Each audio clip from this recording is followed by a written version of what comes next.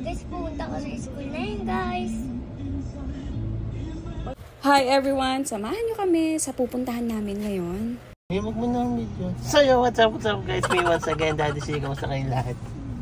Guys, pupunta kami ngayon sa school ni Liam. Kuya Liam.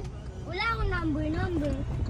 Ngayong araw nga ay espesyal na araw ni Liam dahil ngayon ang isa sa pupuntahan namin ay ang kanyang napiling school. Kaya naman kung mapapansin nyo, makikita nyo na talaga naman pinaghandaan ni Kuya Liam ito dahil nga sobrang excited siya. So sobrang excited nga ay siya pa nga ang pumili ng kanyang susuotin at gabi pa nga lang ay pinainis niya na nga sa akin. Mga 10 minutes away nga lang ito sa amin at Mia nga lang ay nandito na nga kami. Tumigil nga mo lang muna si Daddy C dito dahil ang akala nga namin ay walang parking. Kaya naman ang ginawa namin ni Liam ay kaming dalawa na lang ang pumasok sa loob. Tinawagan ko nga muna itong school na to via phone at ang sinabi nga nila sa akin ay mag-reserve na daw ako at the same time i-assess din daw si Liam kung talagang po pwede na siyang mag-kinder. Para sa mga hindi po nakakaalam, si Liam ay hindi nag-nursery. Actually, dapat ipapasok ko siya as nursery. Kaya lang, ang sabi nga sa akin ng mga school na pinag-inquiran ko, kung 4 years old ang anak mo at magbe-birthday siya na hanggang September 30, ay pwede na nga hindi dumaan sa nursery ang bata. Cases nga ni Liam, since August 5 ang kanyang birthday, pumasok nga siya sa guidelines ng DepEd. Kaya naman, kinder na siya pagpasok. Sa puntong ito nga ay tapos nang i-assess si Liam at pinakita na nga sa akin yung magiging classroom nito ni Liam. Marami pa nga ako tinanong sa kanila, syempre para na rin sa safety ni Liam. Meron kasi dito ang elevator at the same time may hagdan din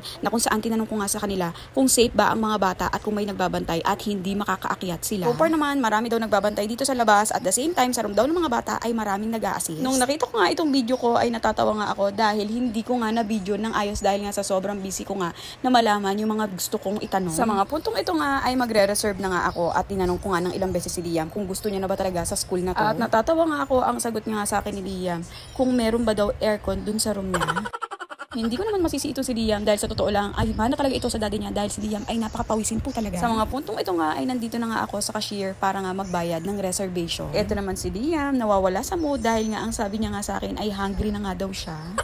At nung tinawag na nga kami dito sa cashier ay hindi na nga tumayo itong si Liam dahil nga pagod na nga rin daw siya. Matapos nga namin dito sa school ay dumiretso na nga kami dito sa request ni Liam na makita mga nakakilala nga sa kanya dito at nagpa-picture sa kanya. Kaya lang wala na nga sa mood itong si Liam dahil nga nagugutom na nga siya. So, sobrang cute na cute nga sa kanya ang mga crew ng McDo ay binigyan nga siya ng balloon. At the same time inalok nga kami kung gusto daw namin ipasok dito si Liam sa kiddie crew workshop. Nag-usap-usap muna nga kaming tatlo at tinanong nga namin si Liam kung gusto niya. Ang sabi nga namin ni Daddy sa kanya ay tuturuan nga siya kung paano mag-serve, mag-prepare ng burger. Kaya lang ang gusto lang daw talaga ni Liam ay kumain.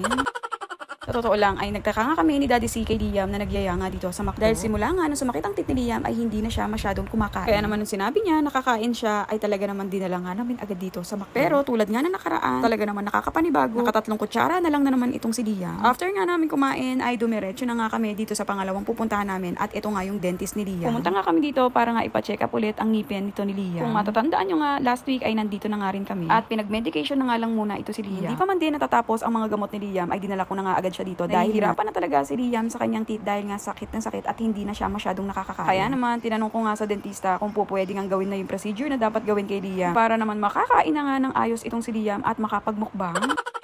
Naawa nga kami dito kay Liam dahil habang kinakausap nga siya ng dentista. Sabi ko po kay doktor, sisuntok ko na po yung teeth ko. Kaya lang po, hindi po nawawala yung sakit. Nandun pa din po. Doktor, hindi na naman po inaalis yung masakit po. Ano po, doktor, sa alisin niya na po yung sakit.